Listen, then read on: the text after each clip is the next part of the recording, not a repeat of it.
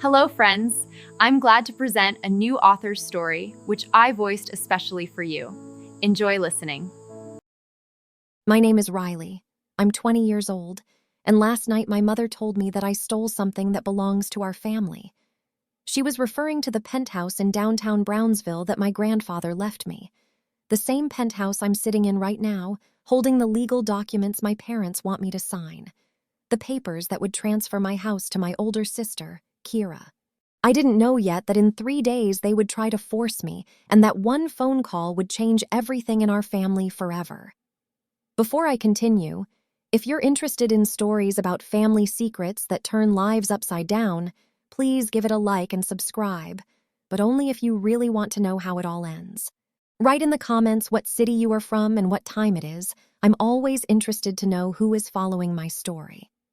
Now let me go back a week to when it all started. It was early Wednesday morning, and I was getting ready for another day of work at Dr. Harrison's veterinary clinic. Working as a veterinary assistant wasn't my dream job, but it gave me independence and the opportunity to do something useful. Every day I would help treat animals, comfort their owners, clean up after sick pets, and get paid enough to not have to depend on my parents. At least, that's what I thought. The penthouse I lived in was on the 72nd floor of the Central Towser Tower. Grandpa Thomas had bought the apartment 15 years ago when his construction business was at its peak. 4 bedrooms, 3 bathrooms, a huge kitchen with an island, a library with leather chairs and panoramic windows that looked out over Brownsville. Grandpa always said the view reminded him of what he had accomplished by starting from scratch. After his death a year ago, my parents were sure the penthouse would go to them. Mom was already planning renovations, picking out new furniture, telling acquaintances about how they would live downtown. Dad was calculating how much it would cost to maintain and what they could rent it out for. And Kyra, my older sister, dreamed about how she would have parties here and show the apartment to her friends from university. No one expected my grandfather to leave everything to me. I remember the day we sat in Attorney Williams's office and he read the will. Mom was dressed in her best black suit. Dad was nervously adjusting his tie, and Kyra was flipping through her phone, clearly bored. Everyone was waiting for the formalities, after which they could get down to the business of dividing the inheritance. Penthouse number 72A in the Central Towser Tower, along with all movable and immovable property, I bequeath to my granddaughter Riley Anderson, Mr. Williams said in a steady voice, not raising his eyes from the document.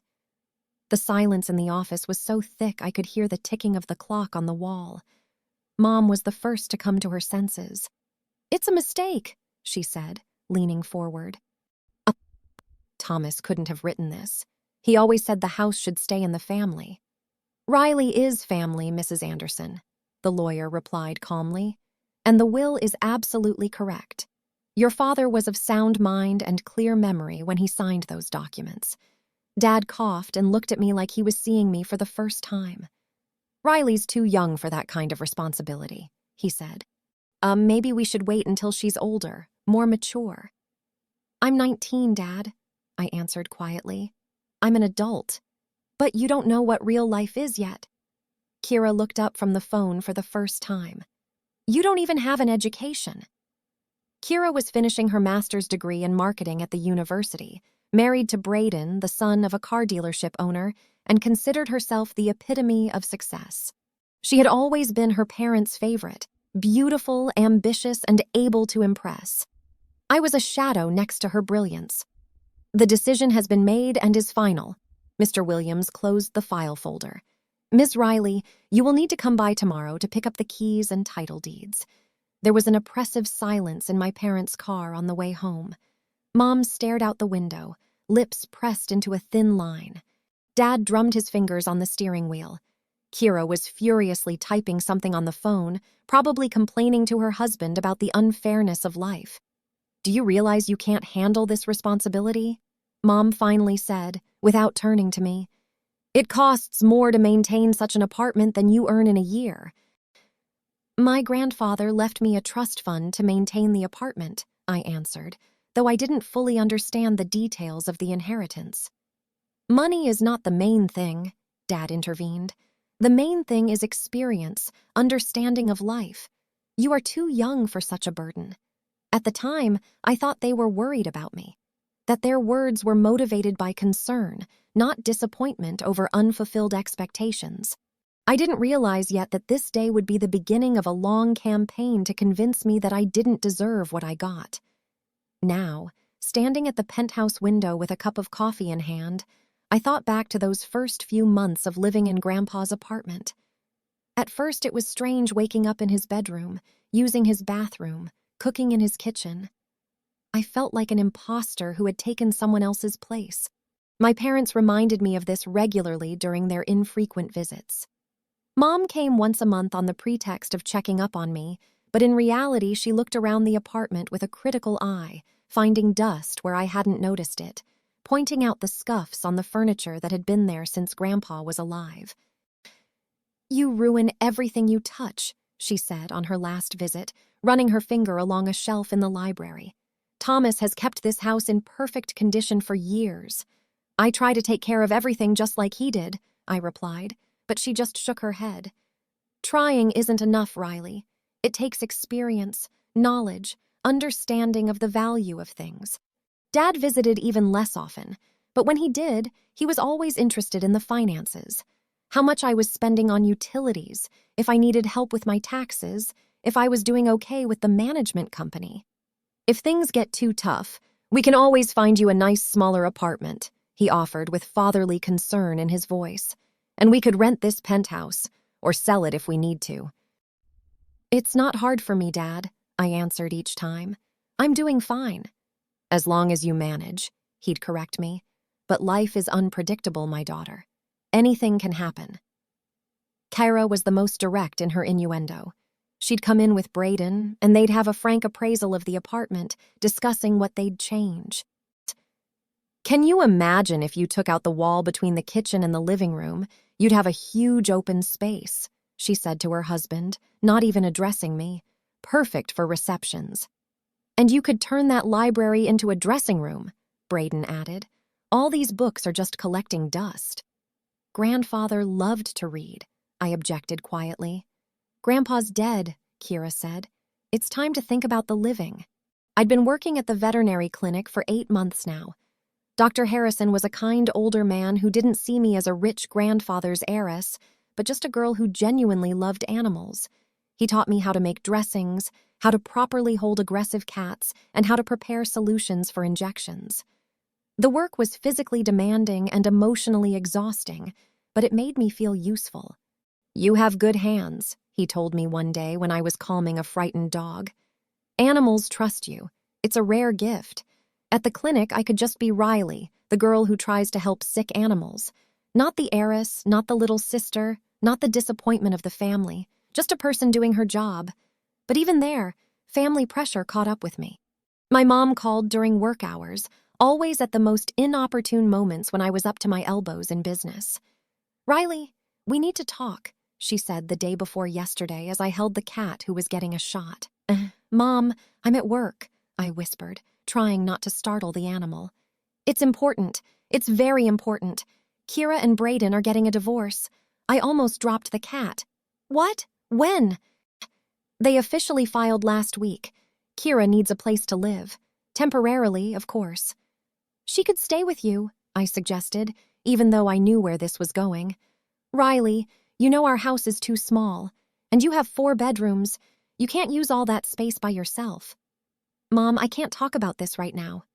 "Then when? Your sister is suffering, and you're only thinking about yourself." She hung up, leaving me standing in the middle of the procedure room with my hands shaking.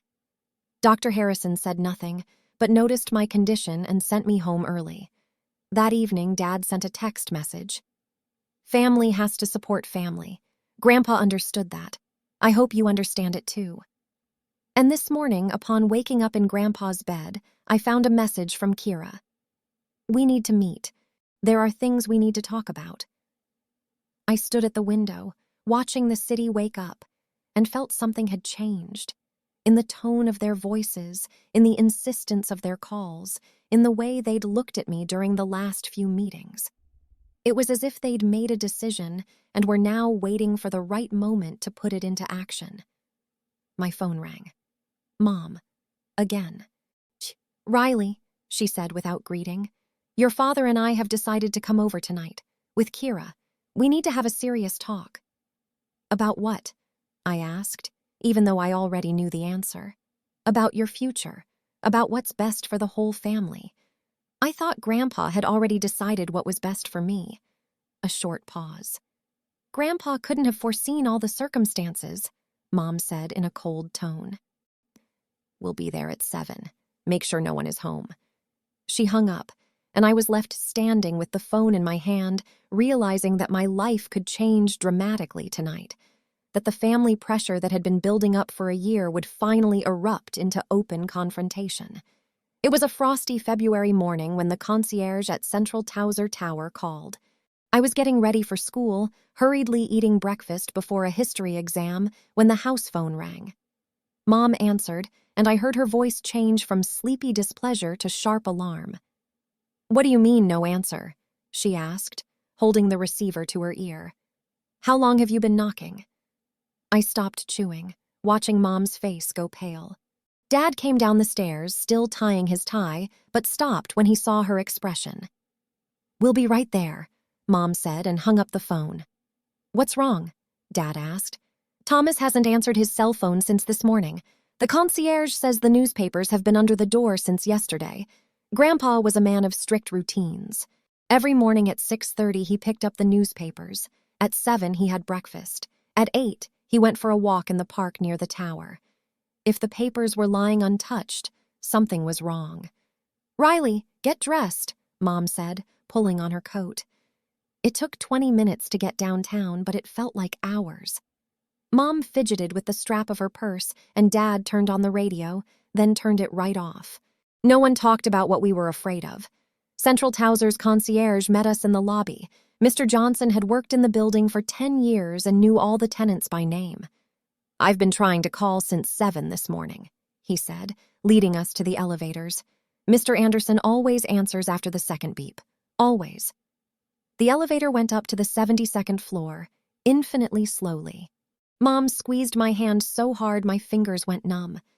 Dad stared at the numbers above the door as if he could make them change faster.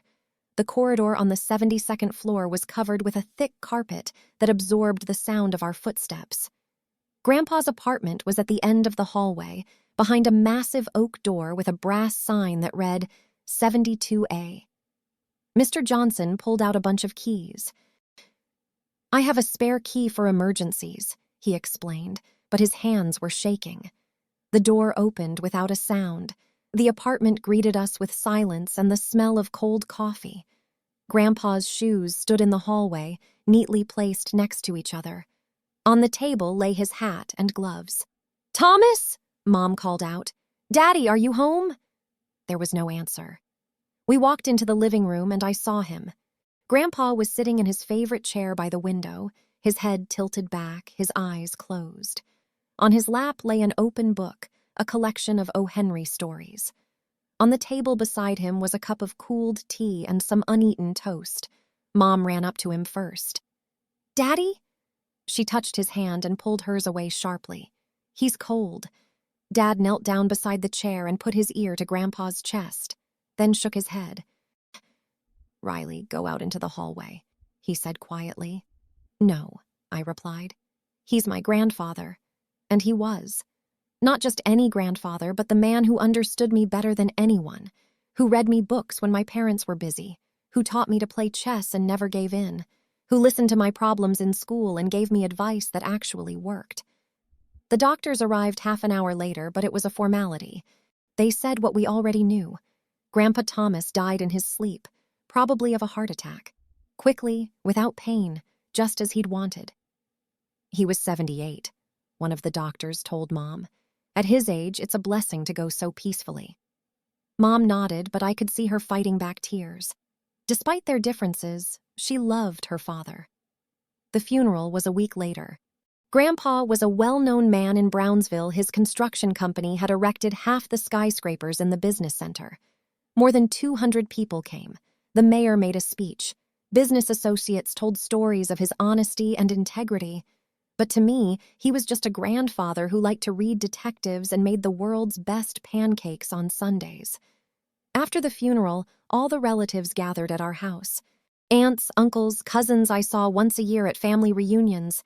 Everyone talked about what a wonderful man Grandpa was, but I noticed their eyes glisten at the mention of an inheritance.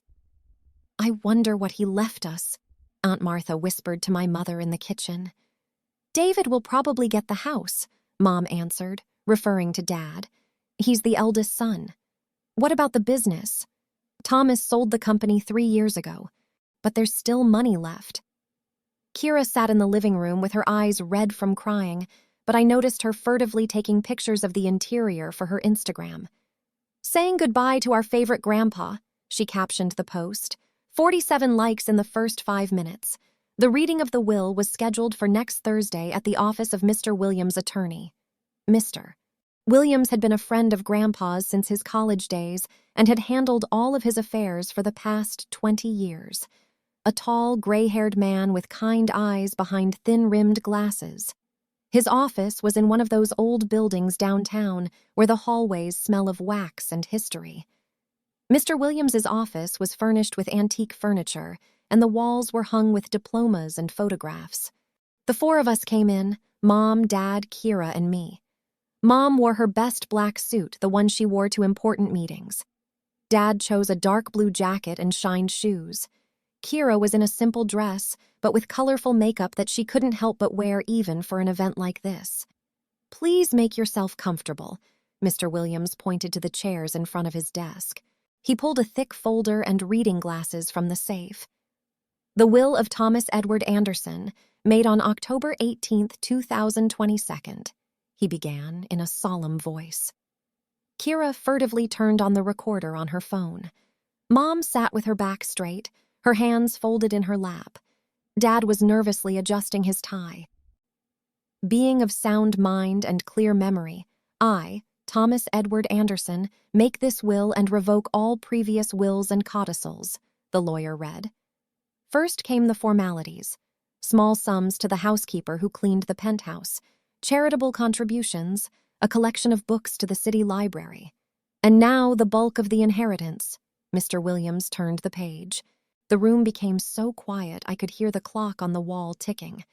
"I bequeath penthouse number 72A in Central Towser Tower, along with all movable and immovable property, to my granddaughter Riley Anderson." Time stopped. I stared at the lawyer, not realizing if I'd heard correctly. Mom turned to me abruptly. Dad opened his mouth. Kyra dropped the phone.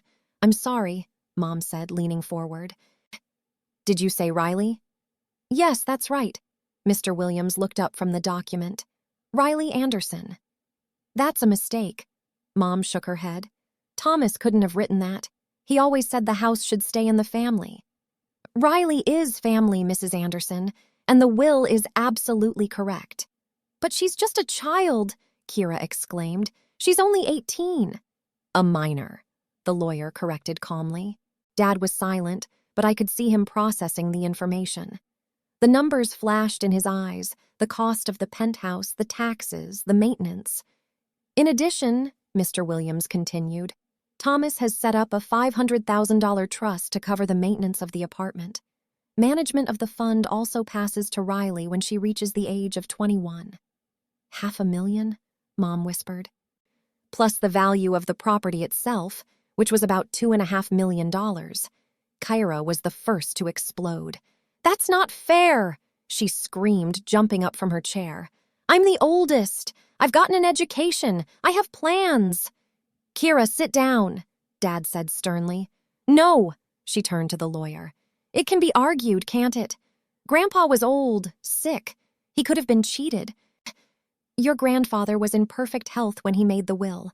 Mr. Williams remained unperturbed. "I have medical certificates to prove his capacity." Mom stood up and started pacing around the office. "I don't understand," she said, more to herself than to the others. "Why Riley? What's so special about her?" "Maybe you should ask Riley," the lawyer suggested, glancing at me. "Thomas often said she was a special girl." Everyone looked at me. I felt like I was under a microscope. "I don't know," I answered honestly. Got along. He understood me. Understood you? Mom stopped and stared at me. What did he understand? I didn't know what to say. Grandpa really did understand me better than anyone. When I felt bad at school, when I felt invisible in my own family, when I felt like I would never be good enough for my parents, he always found the right words. Is there anything else in the will? Dad asked, clearly trying to pull himself together. Yes, there's a letter. Mr. Williams pulled a sealed envelope out of the folder. Thomas asked him to give it to Riley personally. It was a thick, cream-colored envelope with Grandpa's initials on the seal. I took it with trembling hands. Could I read it at home? I asked.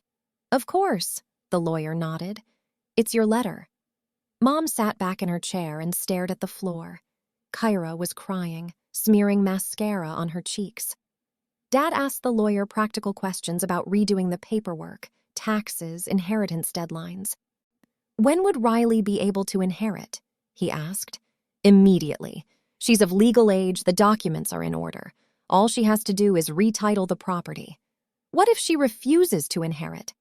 Daddy, I exclaimed. I'm just asking, darling. You must realize the responsibility. If the heir refuses, the property goes to the next person on the list, Mr. Williams explained. In this case, to her father, David Anderson. You see, Mom looked up and smiled for the first time in a while. There are more options. The drive home was spent in a long silence. I sat in the back seat, clutching Grandpa's letter to my chest. Kira was sobbing, staring out the window. My parents were silent, but I could feel the tension radiating from them. At home, Mom went straight up to her room and locked the door. Kira went to her room and turned the music up to full volume. Dad sat in his chair with the newspaper, but I could see he wasn't reading, just looking at the pages. I went up to my room and carefully opened the envelope. Inside were 2 sheets written in Grandpa's neat handwriting. My dear Riley, the letter began, if you are reading this, it means I am gone, and you have learned of your inheritance. I know your family is surprised and perhaps upset by my decision, but I want to explain why you are the one who got what is most precious to me. In my long life, I've met a lot of people. Some have been kind, others cruel. Some have been honest, some have been deceitful. But rarely have I met a man with a heart as pure as yours. You never asked me for anything. When your parents wanted money for a new car, you asked how my balcony garden was doing. When Kyra talked about her progress at university, you wondered if my feet hurt after a long walk. You didn't see me as a rich grandfather, but as someone who needed attention and care. And that's worth a lot. I'm not leaving you the penthouse because you're younger or weaker than the others.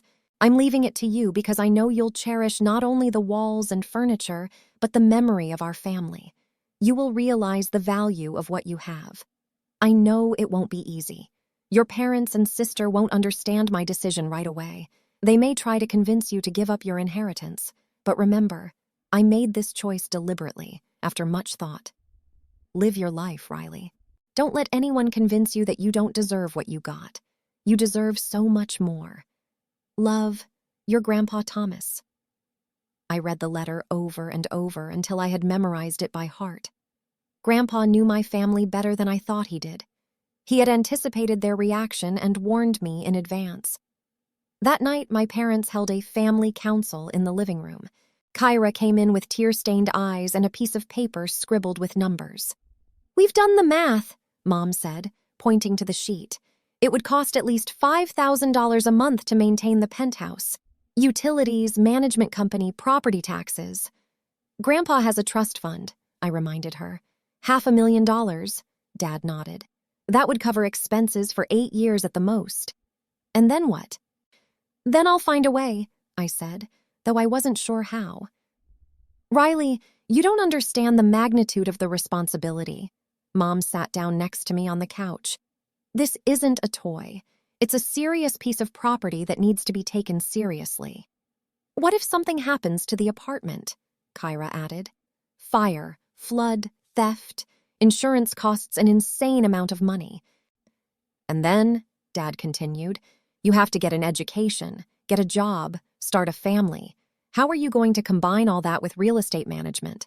They spoke one at a time, as if they had rehearsed it. and with each word, the penthouse seemed more of a burden than a gift. Maybe we should think of an alternative, Mom suggested cautiously. You could renounce the inheritance in favor of your father. Then we'll sell the apartment and split the money equally. You'll have enough for your education and a good start in life. Or, Kyra intervened, you can keep the penthouse but live with us and rent out the apartment. The rent would cover all your expenses and you'd still have some left over. Rent to who? I asked. Me, Kyra answered quickly. I need a place to live after the divorce. I'll pay the market price. What divorce? Mom and Dad looked at each other. Kira and Braden are going through a rough patch, Dad explained. Maybe they need a break from their relationship. We're not officially divorced yet, Kyra added, but I need a place to think about the future. Why not here at home? Riley, I'm a grown woman with a college education. Kyra looked at me like I'd asked something stupid. I can't live in a child's room. They continued talking for another hour, making more and more arguments. By the end of the conversation, I was dizzy from the number of numbers, rules, and problems that supposedly lay ahead of me. Think about it, Mom said in parting. You have time to make the right decision. But I already knew that my decision would be the wrong one from their point of view, because I wasn't going to give up the last gift of a man who understood and loved me for who I was. The pressure started imperceptibly, like a slow gas leak. My parents behaved with relative restraint for the first few months, but gradually the visits became more frequent and the comments sharper.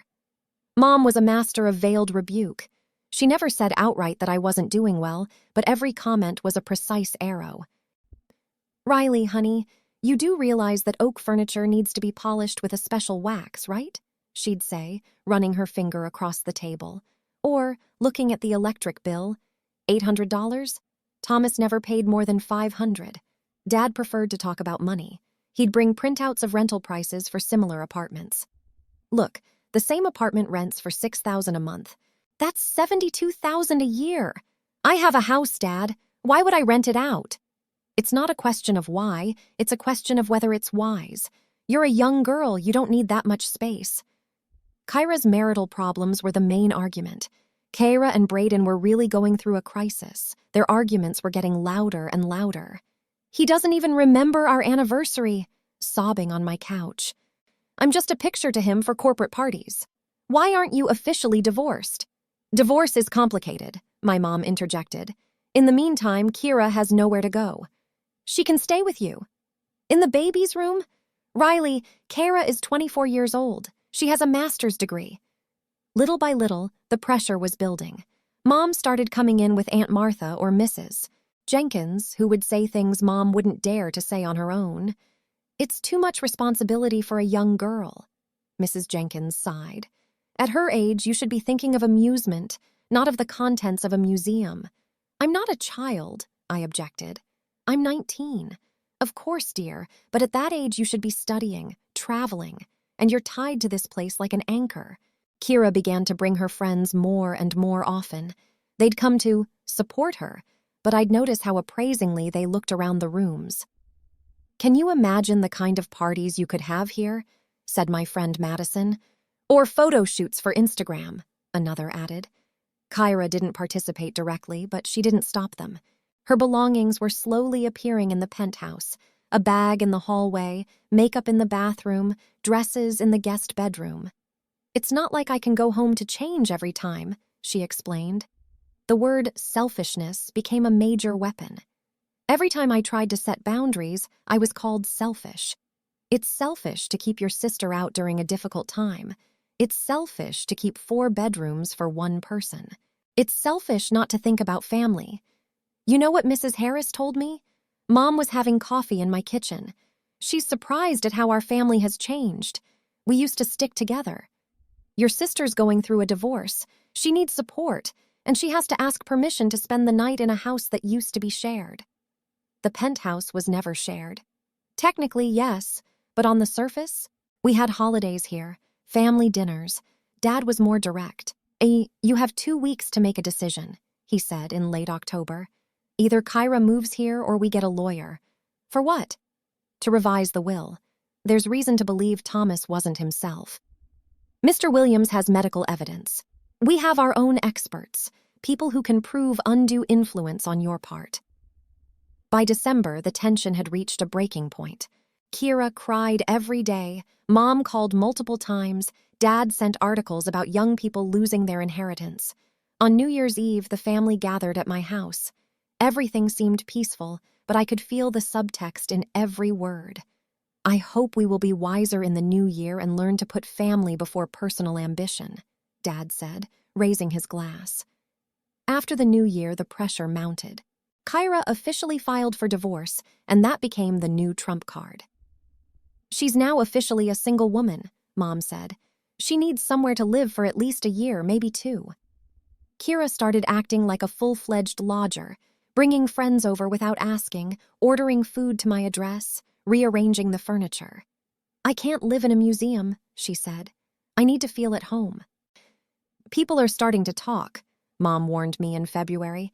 Mrs. Thompson asked why Kira was living with a husband who didn't love her when she had a sister with a huge apartment.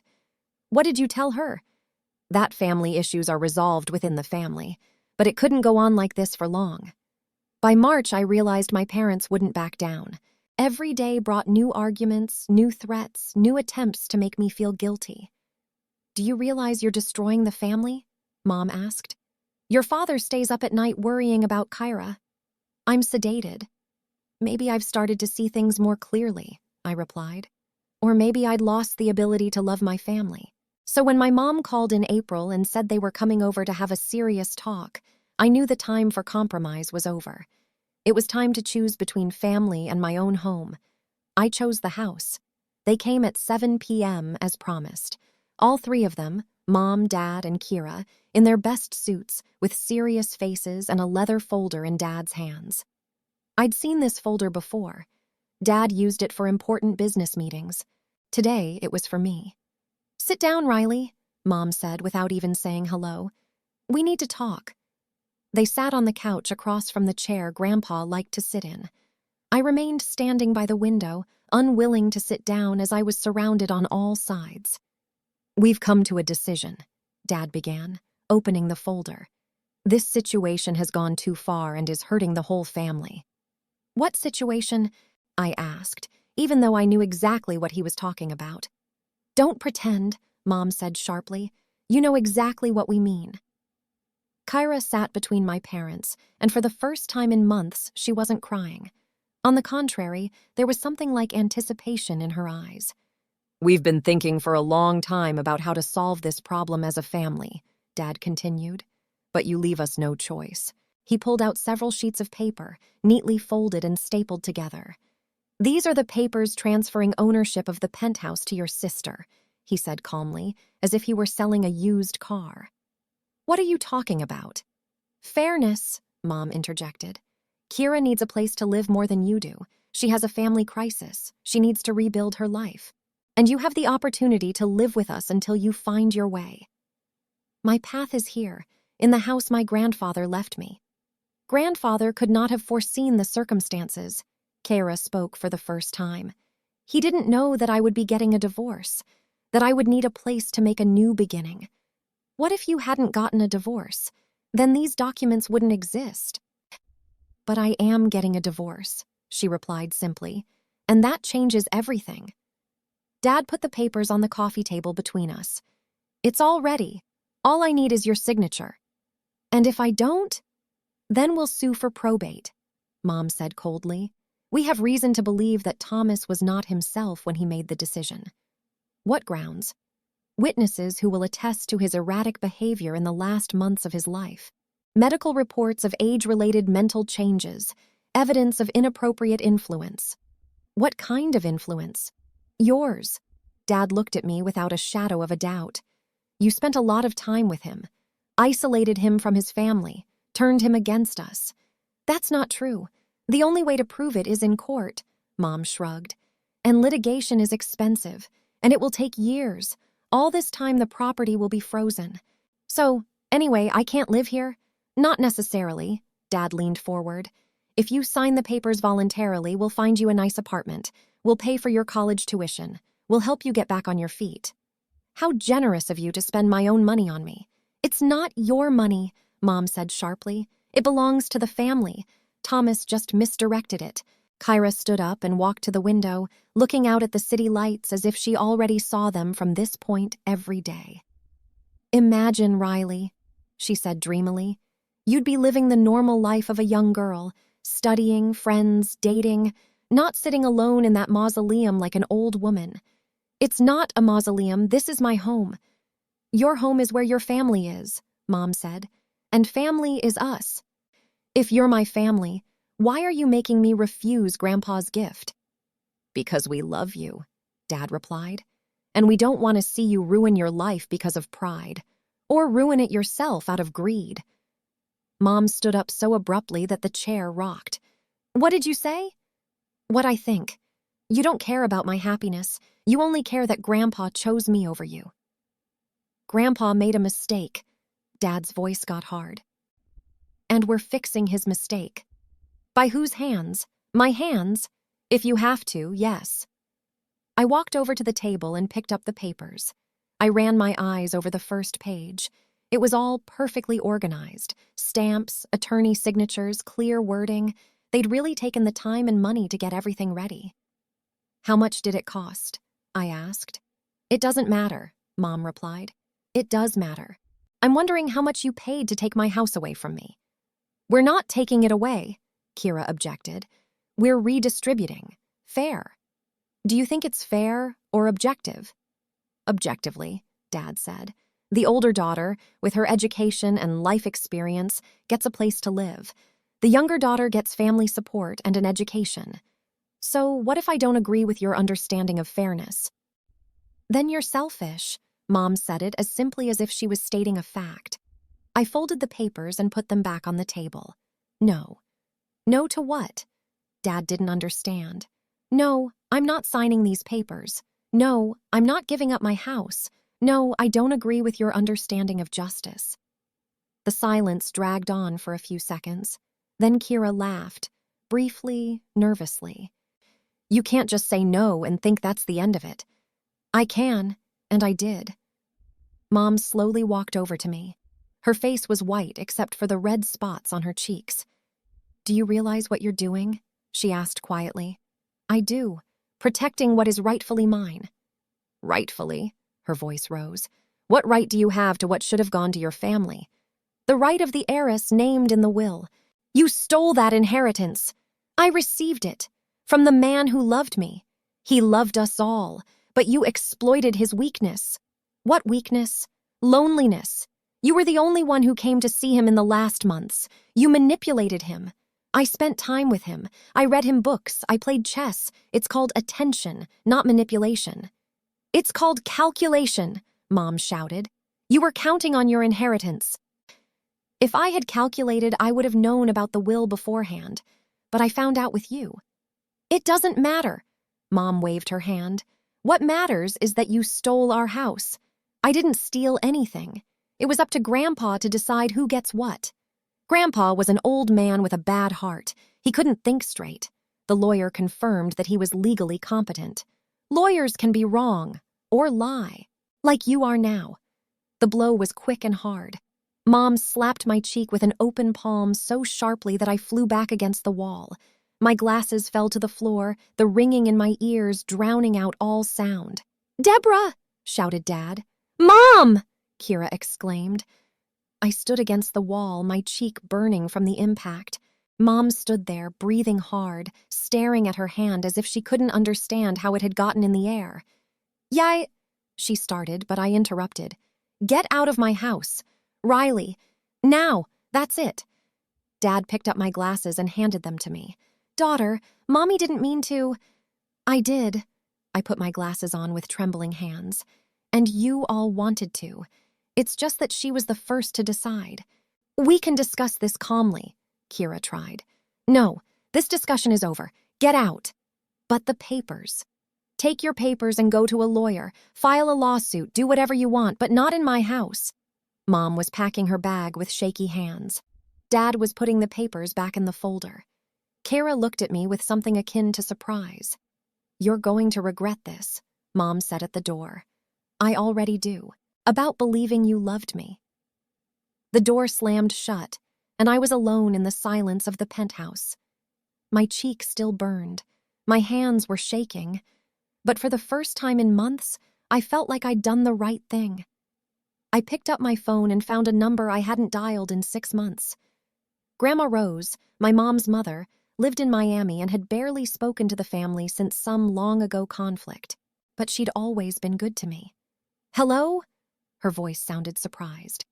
"Grandma, it's Riley." "Riley? Honey, what's wrong? Are you crying?" "I need help," I said, unable to hold back my tears any longer. "I really need help. Give me the address. I'm on my way." "But you're in Miami." "I'm not in Miami, honey. I've been in Brownsville for a week. I got things to do here." An hour later, there was a knock at the door. I opened it, expecting to see Grandma Rose, but there was a man in an expensive suit with a leather briefcase in his hand. "Hello, dear." Grandma hugged me tightly. "This is Mr. Blackwell, my lawyer. I think we have a lot to discuss." Grandma Rose looked exactly as I remembered her. An elegant woman in her 70s with gray hair pulled back into a perfect updo and sharp blue eyes that never missed a detail. Mr. Blackwell seemed younger than I'd expected, a man in his mid-40s with an attentive face and the confident movements of a man used to dealing with complicated family situations. "Show me your cheek," Grandma said first, entering the hallway. I turned my face toward the light. The red palm print was still visible on my skin. "Deborah has always been impulsive," Grandma sighed. But to raise her hand against her own daughter. "Mr. Blackwell, take a picture, please."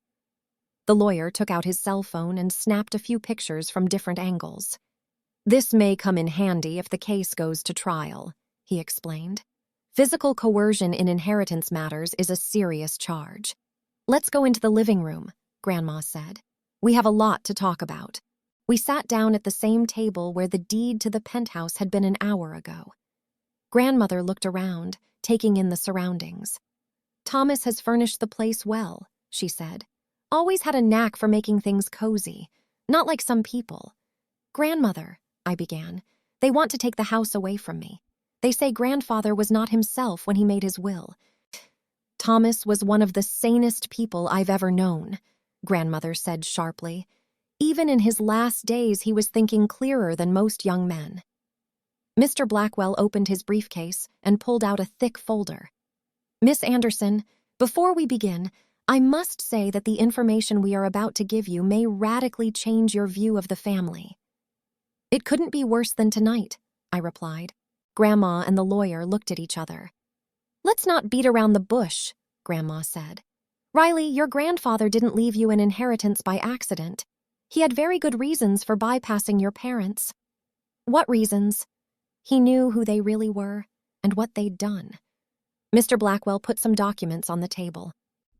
"In the year 2015, your parents ran into serious financial problems," he began. "Your father lost his job. Your mother was spending more than the family was earning. Credit card debts reached $80,000. "I didn't know," I whispered. "Of course you didn't know. You were 14 years old. They were careful to hide the problems." Grandma picked up one of the documents. "But Thomas knew. He helped them pay off their debts." "Did Grandpa give them money?" "He didn't. Borrowed it. $120,000 on his word that he'd pay them back when they got back on their feet." Mr. Blackwell showed me a receipt written in Daddy's handwriting. "I agree to repay Thomas Edward Anderson $120,000 within 5 years. David Anderson." "Did they return the money?" I asked, already knowing the answer. "Not a dime," Grandma said. "What's more, 2 years later they came again asking for help. This time they needed money for Kyra's graduate school tuition." "How much?" $40,000. "And Grandpa gave?" "Thomas loved his family, sometimes more than she deserved." Grandma shook her head. "He gave the money, but this time he demanded a written commitment with interest." Mr. Blackwell showed a second document, an official receipt notarized by a notary public. The total they owed him was $173,000 with interest by the time he died, the lawyer said. "Why didn't Grandpa tell me anything?" "He didn't want to ruin your relationship with your parents," Grandma explained. "He hoped that they would come to their senses and repay the debt. But instead, they started demanding more. More? In 2019, your mother came to Thomas with an offer, grandmother said with disgust in her voice. She said she was willing to forgive him all his debts in exchange for the promise that she would inherit the penthouse. Forgive him his debts. I couldn't believe what I was hearing.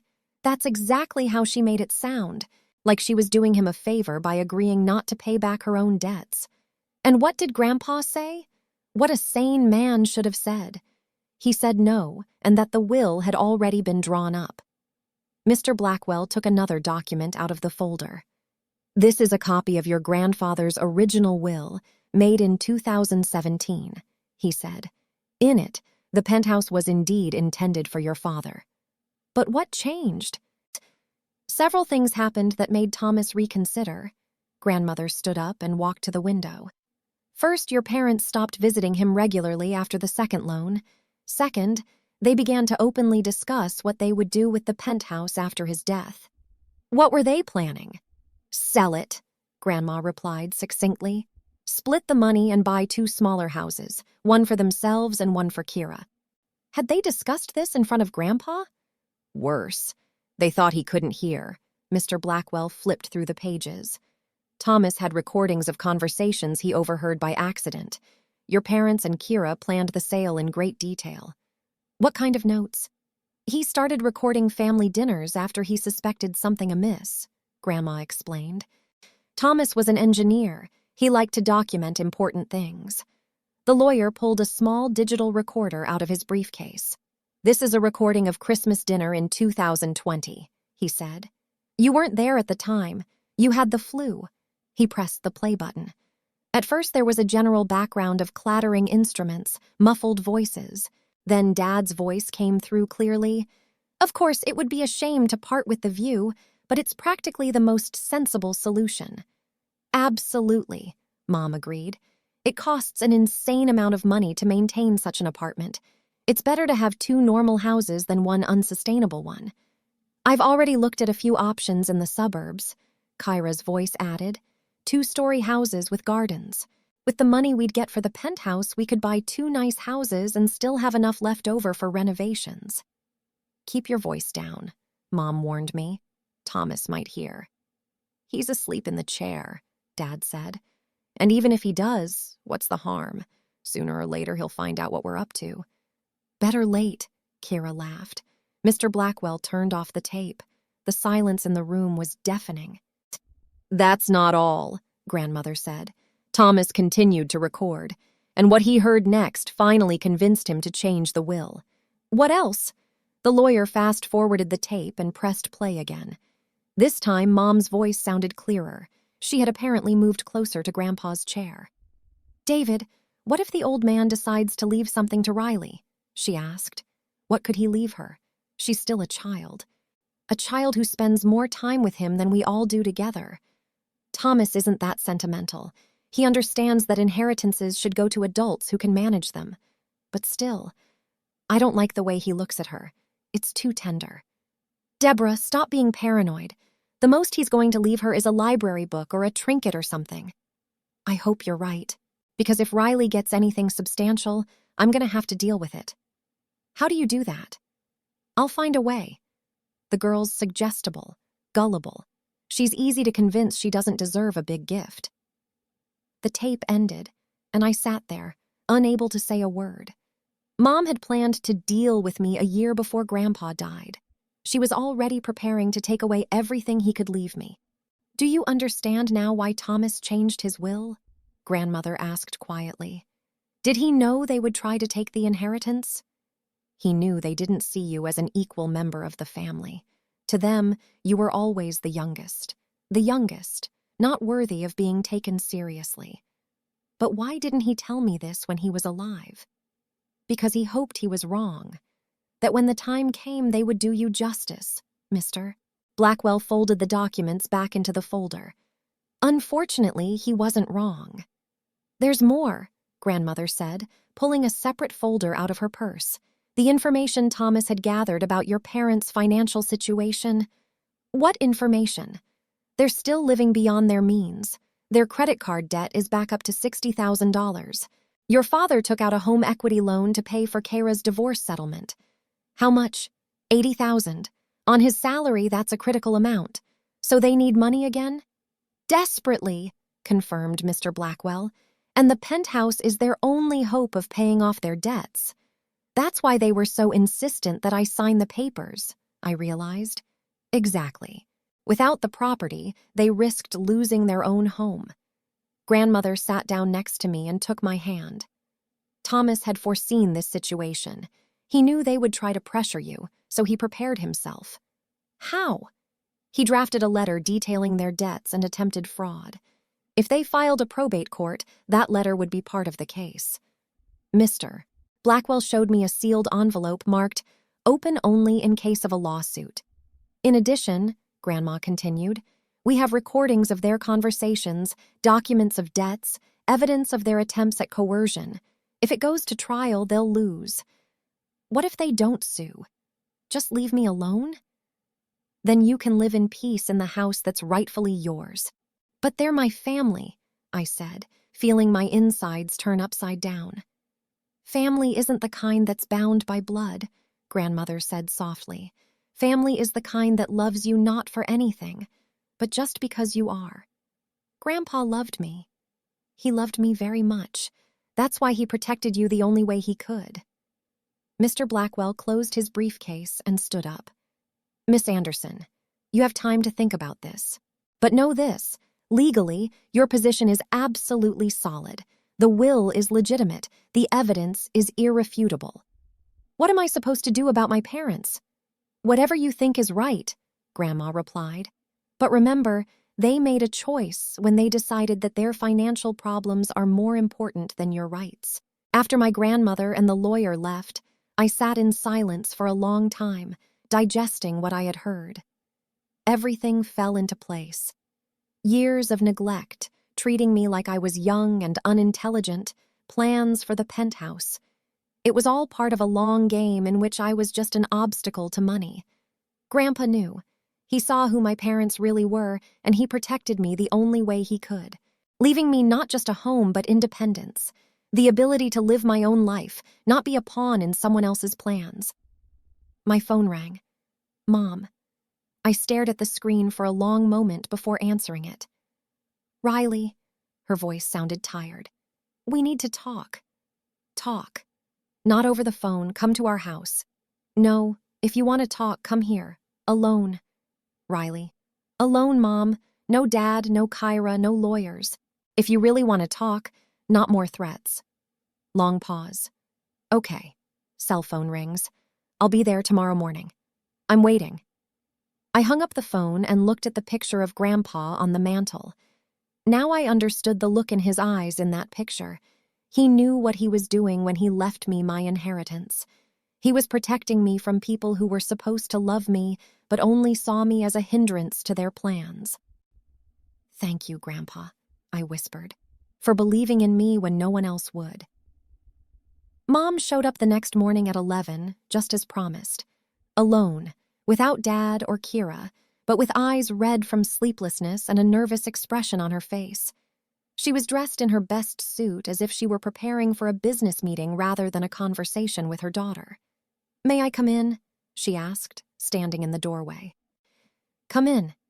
We sat down in the living room, in the same seats where we'd had our last fight the day before. Mom looked around the room as if searching for microphones or hidden cameras. Riley, she began gently, we were all excited last night. Emotions were running high. So, I shouldn't have hit you, it was wrong. Yeah, it was wrong. But you have to understand we really care about Kyra. She's in a desperate situation. I know. Grandma Rose told me a lot of things yesterday. Mom froze and I saw a shadow of fear run across her face. What exactly did she tell you? About your debts. About the money you borrowed from Grandpa and never paid back. About your plans to sell the penthouse. Mom was quiet for a few seconds, processing the information. Rose was always vindictive, she said finally. She could never forgive us for not inviting her to family gatherings. She showed me the papers, Mom, receipts signed by Dad, tapes of your conversations. What tapes? The ones where you plan to sell Grandpa's house and split the money, where you say you'll find a way to deal with me if I inherit anything. Mom turned pale. Thomas was recording us? Yes, and he gave all the notes to Grandma Rose. That old sneak, Mom whispered, forgetting caution. Careful. That's my grandfather you're talking about. Mom quickly pulled herself together. I'm sorry, I didn't mean it like that, it's just… Thomas had no right to eavesdrop on private conversations. He had the right to do whatever he wanted in his own house. Riley, even if those tapes exist, it doesn't mean we're bad people. We were just discussing practical matters. Practical? You were planning on disinheriting me before my grandfather died. We were thinking about what was best for the family as a whole. For the family or for your debts? Mom flinched. Who told you about the debts? Mr. Blackwell, Grandma's lawyer. He showed me bank statements, loan documents, $173,000 you owed your grandfather, $60,000 more on credit cards, $80,000 in home equity loans. How did he get this information? Thomas wasn't stupid. He checked your financial situation before he gave you the money a second time. Mom got up and went to the window. Okay, let's say we have financial problems. Who doesn't have them these days? That doesn't make us bad parents. What makes you bad parents is that you're willing to take your daughter's house away from her to solve those problems. We're not. Mom turned around. We're asking for a fair distribution of the family assets. Family? The penthouse was never family. It was my grandfather's and now it's mine. On paper, yes, but in essence, it's the house where we all spent time, where we celebrated, where you planned my death in the hereditary sense. Mom sank back into her chair. We never wanted to hurt you, Riley. We just wanted me out of the inheritance equation. We wanted justice. Justice is when everyone gets what they deserve. Grandpa decided I deserved this house, and you deserve to pay your debts on your own. Mom's phone rang. She looked at the screen and frowned. I'm sorry, it's important, she said and answered. Hello, Rose. I could only hear one side of the conversation, but I could tell from the look on Mom's face that Grandma was saying something unpleasant. I understand. Yes, we can meet. No, it's better at my house. Okay, in an hour. She hung up the phone and looked at me with something akin to desperation. Rose wants to meet the whole family. Said she had a proposal to resolve the situation. What kind of proposal? I don't know, but she insists that you come too. I'm not going anywhere. Riley, please. Maybe we can find a compromise that works for everyone. What kind of compromise? I give you half the house? I don't know. But Rose sounded, determined, like she had a plan. An hour and a half later, I stood in front of my parents' house, a 2-story building in the suburbs where I'd spent my childhood and adolescence. The house looked smaller and more modest than I remembered. Or maybe it just seemed small compared to the penthouse. Grandma Rose was already there, sitting at the dining room table with Mr. Blackwell and several folders of papers. Dad and Kira sat across the table looking like defendants on trial. Riley, come sit next to me, Grandma said. What's going on? I asked. A family history lesson, Grandma said dryly, one that's long overdue. Mr. Blackwell opened the first folder. We've compiled a complete record of the Anderson family's financial situation, he said in an official tone, and about their attempts at fraud in relation to the estate of Thomas Edward Anderson. Fraud? Dad was outraged. What fraud? David, Grandmother looked at him with contempt. Do you really think you can force a girl to give up her rightful inheritance with impunity? We didn't force anyone. Physical abuse, threats of legal action, emotional pressure, Mr. Blackwell listed. We have photographs of the impact marks, recordings of threats, witness statements. Kyra raised her voice for the first time. Mom just lost her temper. This wasn't planned. Maybe, Grandma agreed, but the forgery of the property transfer documents was planned in advance. What forgery? Dad straightened up in his chair. The documents you brought Riley to sign contained false information about the value of the property and the amount of the tax liability, the lawyer explained. The real value of the penthouse is understated by $800,000. That's the appraiser's mistake. The appraiser is an acquaintance of yours who agreed to underestimate the value for a fee. Mr. Blackwell showed the document. We have a recording of your conversation with him. Where did you get the tape? Mom turned pale. Thomas was a prudent man, Grandmother said. He put an audio recording on his phone and asked you to use it for important calls. Remember when you complained that you had a bad connection at home? Dad and Mom looked at each other. I remembered how Grandpa always offered my parents his phone when they came to him with problems. But that's not what's interesting, Grandma continued. The most interesting thing is your plans for Riley after you get your inheritance. What plans? I asked. Mr. Blackwell turned on a small tape recorder. Dad's voice came on. After Riley signs the papers, we'll need to make sure she doesn't change her mind or try to cancel the deal. How exactly? That was Mom's voice. Send her to college away from the city, preferably out of state. Let her study and have fun, and we'll take care of the real estate. What if she wants to come back? The penthouse will be sold by then. What can she do? Sue. Against her parents? I doubt it. Riley's too soft for something that drastic. The tape was over. I sat there in shock, unable to believe what I was hearing. You were planning to trick me into giving up my inheritance and then get rid of me by sending me to school in another state? Riley, that's taken out of context, Dad began. What context could justify a plan to banish your own daughter? We were thinking about your future. Education is more important than real estate. You were thinking about your debts, Grandma said coldly, and how to use the girl's gullibility to pay them off. Kyra cried. I didn't know about these plans, she sobbed. I just wanted a place to live after the divorce. Not true. Mr. Blackwell pulled out another document. Here's your bank statement. It already contains the money from the sale of the jewelry Thomas gave you for the wedding. What jewelry? Dad didn't understand. The pearl necklace and earrings that belonged to his late wife, Grandma explained. Thomas gave them to his granddaughters for weddings as a family heirloom. Kira sold them. Mom stared at her daughter. I needed money for a divorce lawyer, Kira excused herself. Oh, I thought no one would find out. Everyone would find out if they wanted to, Mr. Blackwell said, especially when it comes to stealing family valuables. It's not stealing. The necklace was a gift to me. As a family heirloom that should be passed down, Grandma corrected. Thomas's will clearly states that all family jewelry stays in the family. So Kira stole my jewelry? Technically, yes, the lawyer confirmed. I looked at my family, the parents who planned to cheat and get rid of me, the sister who'd already started selling off her inheritance, and realized I'd never really known them. What do you want? Dad asked my grandmother. Justice, she replied. Riley stays in the penthouse.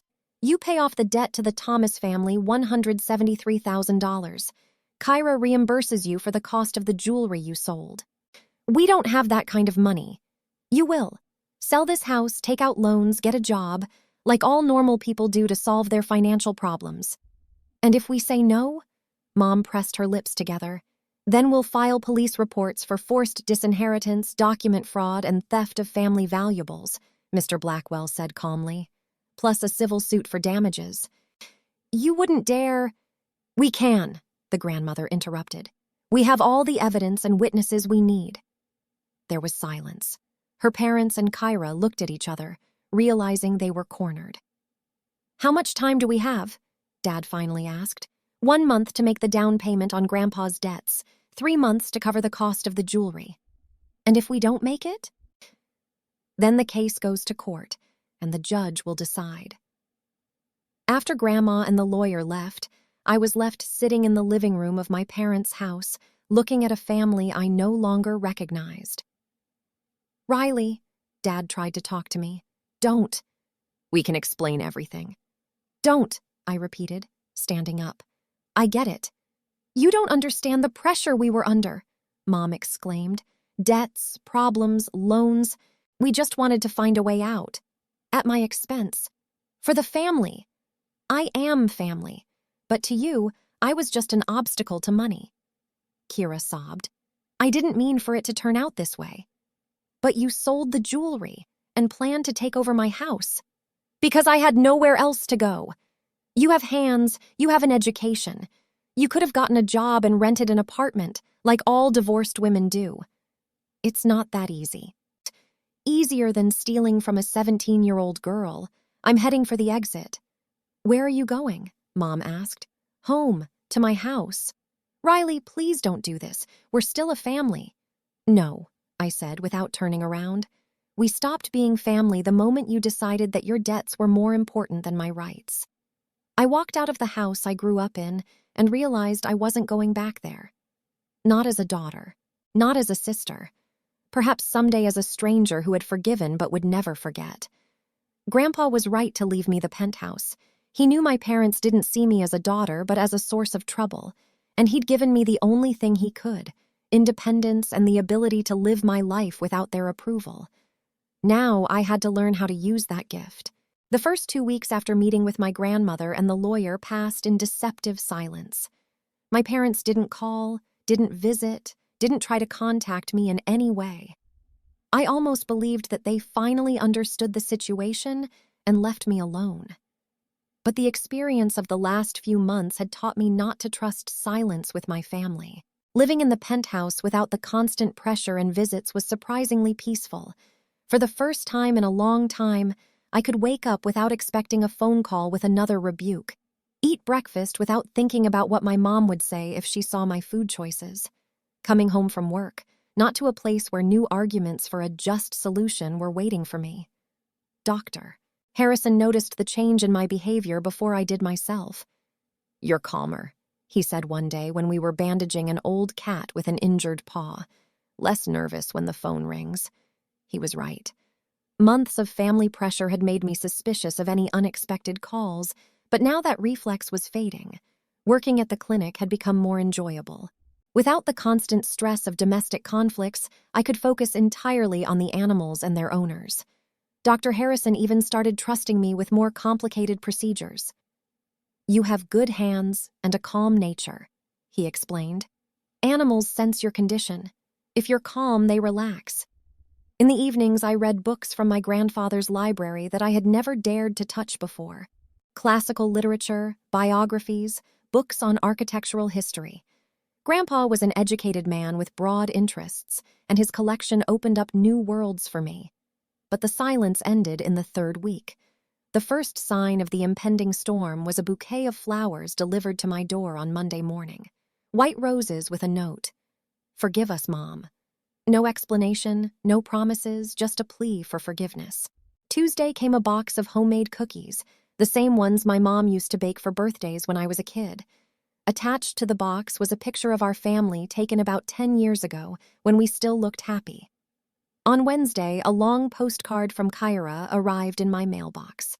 She wrote about how she missed the old days when we were just sisters, not enemies.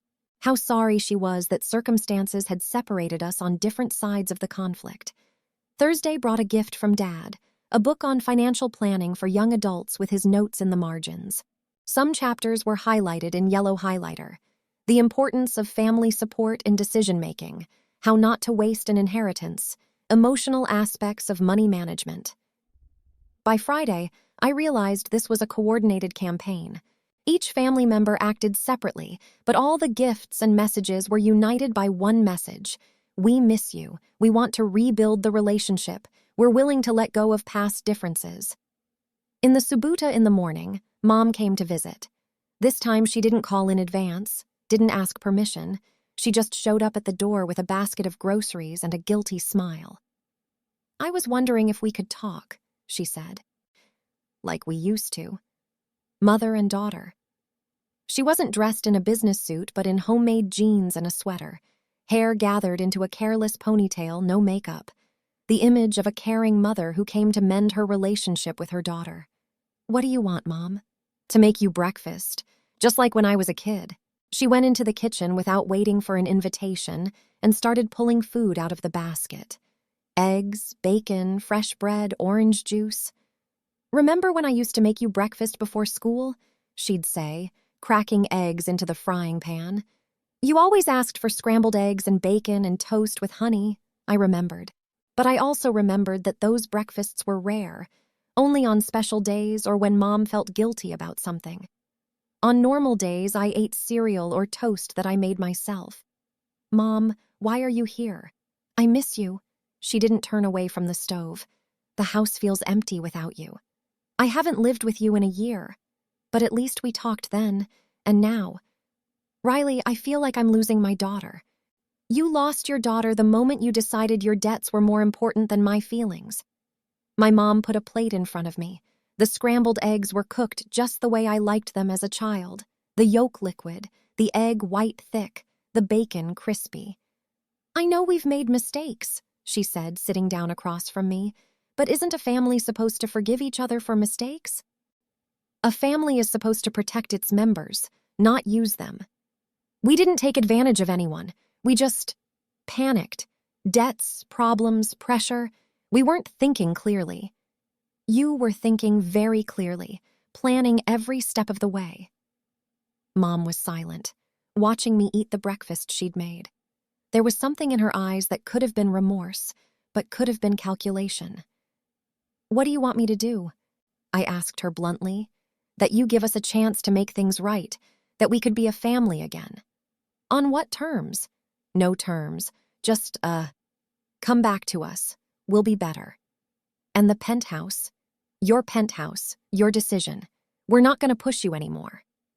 The words sounded right, but something in her tone was unsettling, too smooth, too rehearsed. On Sunday, Papa and Kira came over. They didn't give any warning of the visit either, but unlike Mom, they didn't try to enter without permission. Could we talk?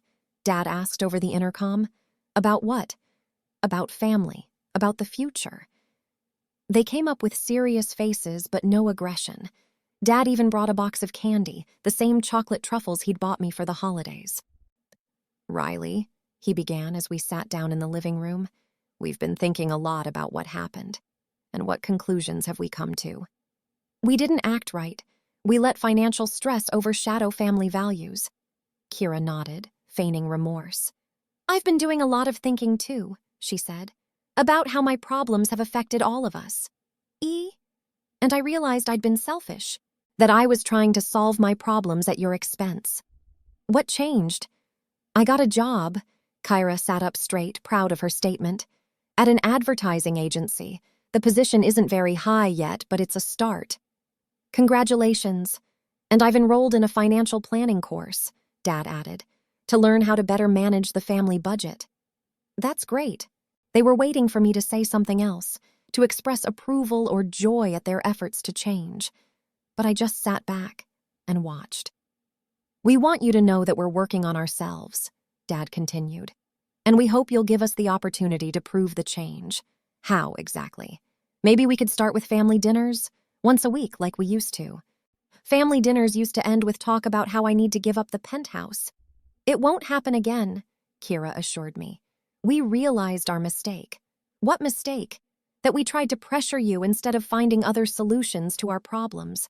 The right words, the right tone. But I've heard these promises before, in different variations for the past few months. We won't push anymore. We've realized our mistake. We've changed. On Monday, all three came together, with cake, balloons, and a homemade Forgive Us Riley poster. A theatrical performance of repentance played out for an audience of one. We've discussed the situation with the family council, Mom announced as they settled into the living room with birthday cake. And we've made a unanimous decision. What's that? We officially renounce any claim to your inheritance, Dad said solemnly. Kyra pulled a piece of paper out of her bag. We've even drawn up a written statement, she said, where each of us confirms that we have no claim to Grandpa's will and fully support your right to inherit. Signed and notarized, Mom added. They handed me the document. Everything looked official and convincing. 3 signatures, the notary's seal, clear wording. Why do you need this? To prove that our intentions are sincere, Dad explained. To let you know that we are no longer claiming what is yours. And what do you want in return? Nothing, Mom smiled. Just for us to be a family again. But I saw the look in their eyes. I saw the tension behind the fake smiles, and I knew there was something they weren't talking about. Mom, how much time do you have to pay off Grandpa's debt? 2 weeks until the first installment. And how much have you collected?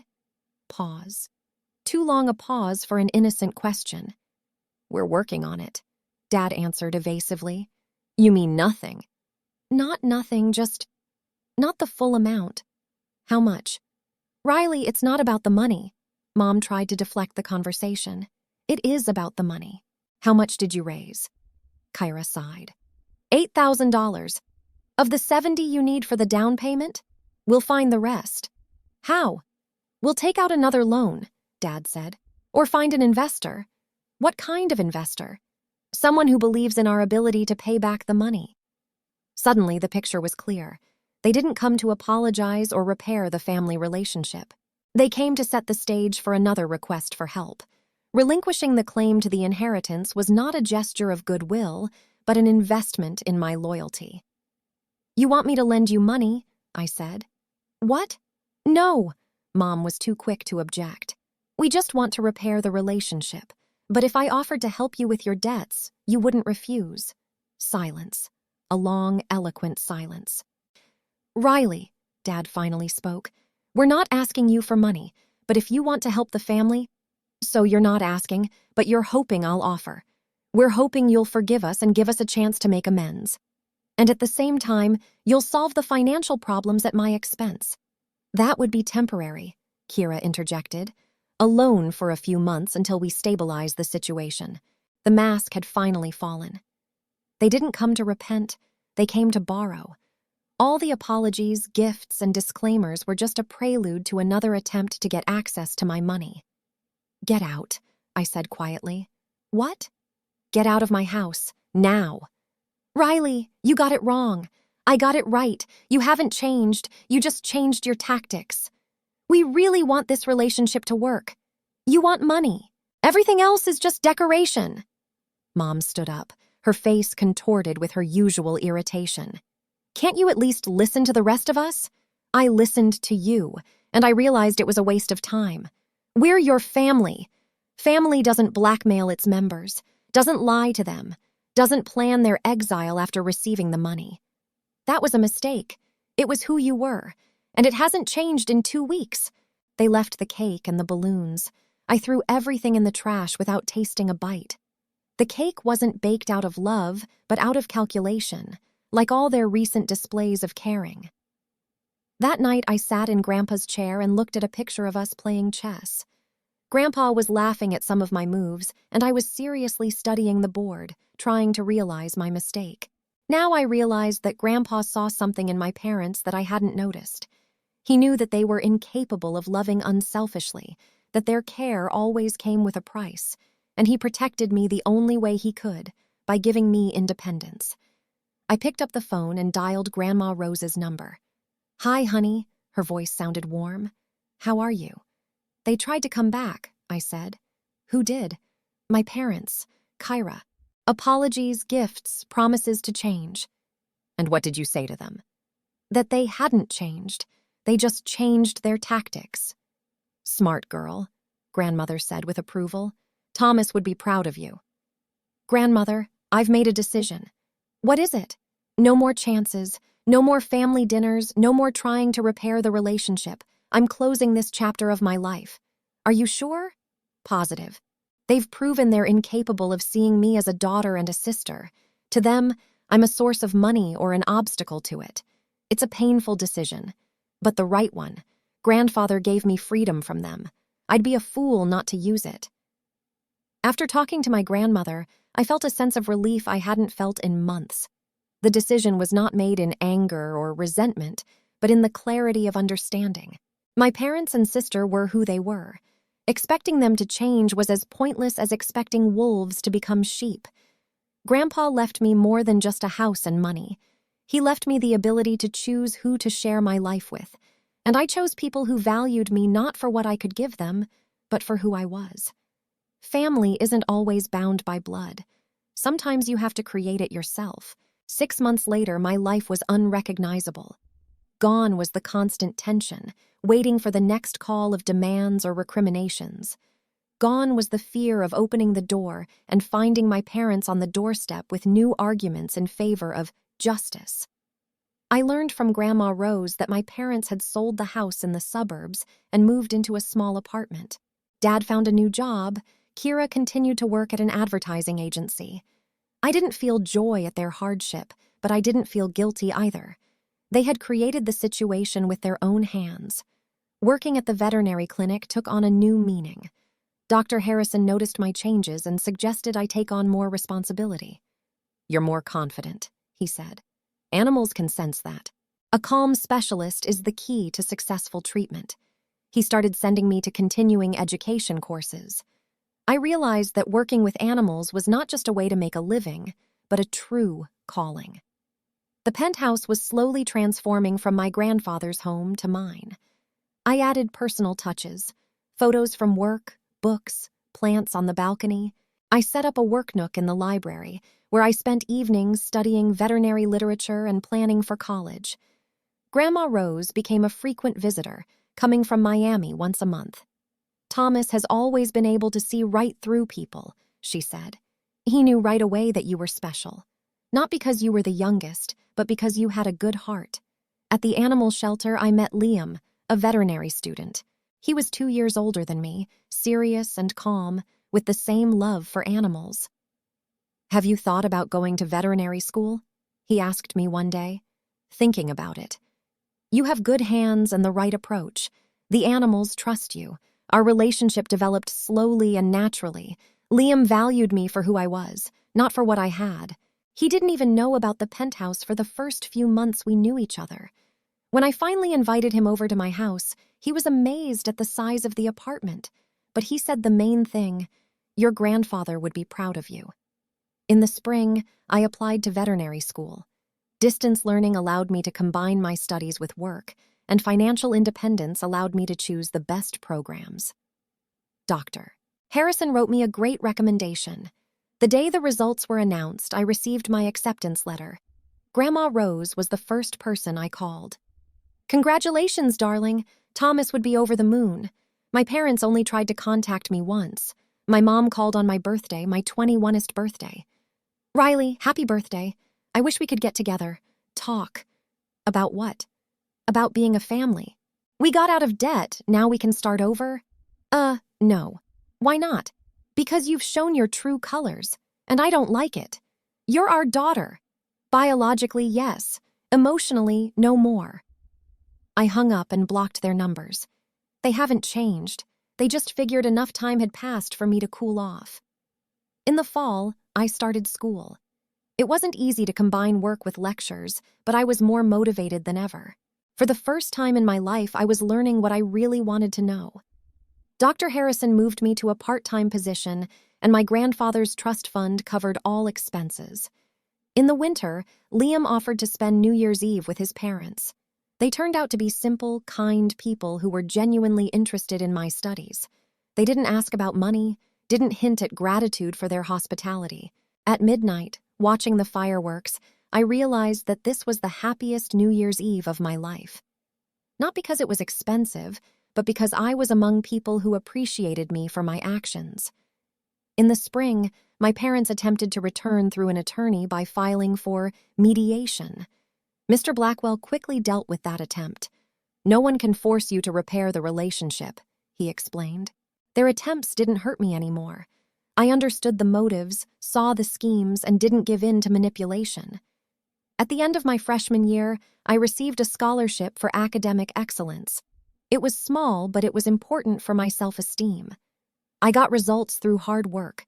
Liam and I spent the summer working and preparing for the new school year. Our relationship was taking its time. "You're not like other girls," he said one day. "You don't demand constant proof of love. You don't try to change me." Maybe because I know the value of a real relationship. And what's that? It's when people appreciate each other just for who they are, no strings attached. As I write this story, it's been 2 years since the day my mom hit me. I'm finishing my sophomore year of veterinary college, working at a clinic, dating Liam, and living in my grandfather's penthouse, which has become my home. My parents don't try to contact me anymore. Perhaps they've finally realized they've burned their bridges. Family wasn't what you're born with, but what you choose. Dr. Harrison, Grandma Rose, Liam, that's my real family. People who support my dreams, not try to take advantage of them.